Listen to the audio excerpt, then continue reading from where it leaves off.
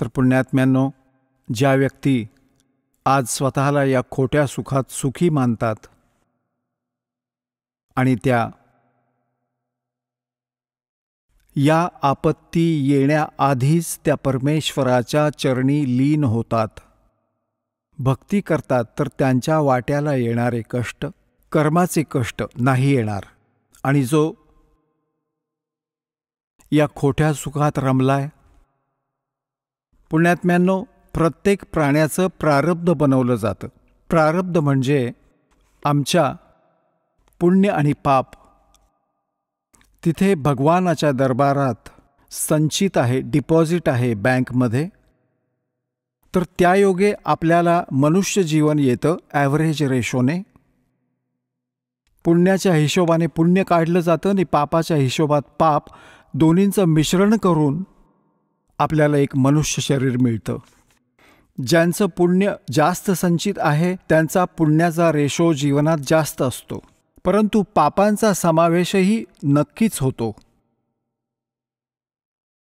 तर जोपर्यंत पुण्य चालतंय तोपर्यंत हा विचार करतो की माझ्यावर काहीही होणार नाही.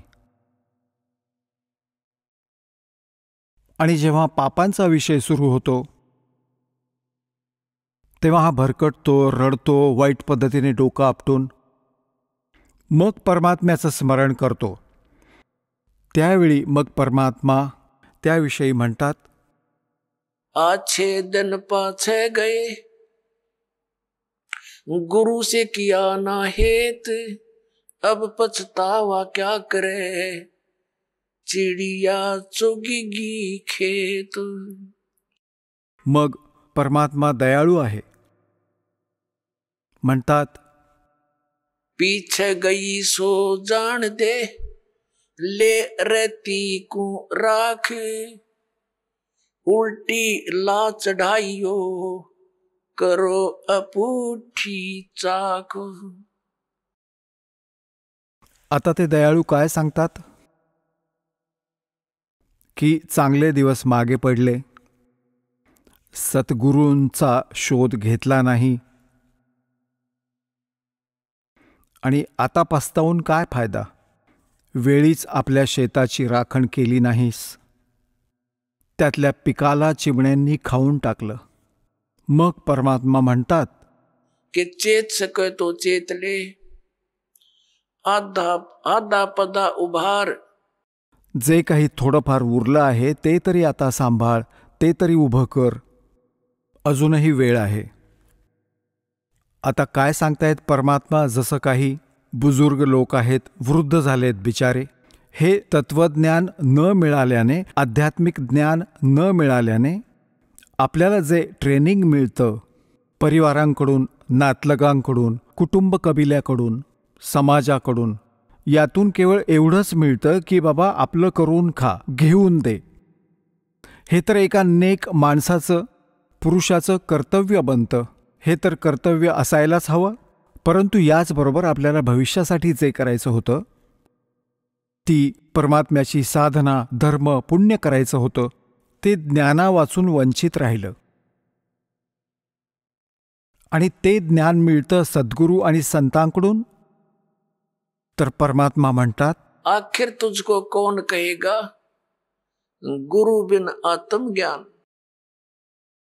ठीक आहे, समाज, संसार यात कसं राहायचं याचे विधी तर समाज सांगतोच आहे, परंतु आत्मकल्याणाचा जो मार्ग आहे तो संतच दाखवतात. आणि संतांपर्यंत आपण पोचू शकत नाही, कारण आपण अशा समाजात बंदिस्त राहतो आणि त्याच विचारांनी आपण संतुष्ट असतो की मला एवढंच काम आहे. जेव्हा सत्संगात याल तेव्हा समजेल की माणसाचं अजूनही एक आवश्यक काम आहे, ज्याचा आपण प्रारंभही नाही केला.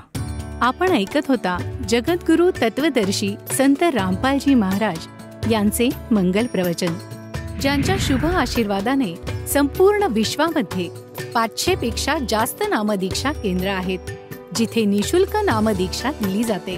निशुल्क नामदीक्षा प्राप्त करण्यासाठी आणि अधिक माहितीसाठी संपर्क करा 7030303951 7030303952.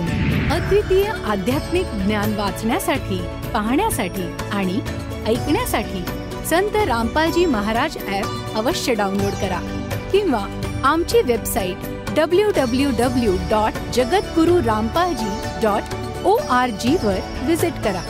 आम्हाला सोशल मीडियावर फॉलो करा. सर्व पवित्र धर्मांच्या पवित्र शास्त्रांवर आधारित प्रमाणित अनमोल पुस्तक ज्ञानगंगा किंवा जगण्याचा मार्ग यापैकी कोणतेही एक पुस्तक निशुल्क मागवण्यासाठी आपण आम्हाला आपले पूर्ण नाव, पूर्ण पत्ता, पिनकोड आणि फोन नंबरसह लिहून 7030303951 किंवा 7030303952 या नंबरवर SMS करू शकता किंवा 7030303950 या नंबरवर व्हॉट्सअप देखील करू शकता.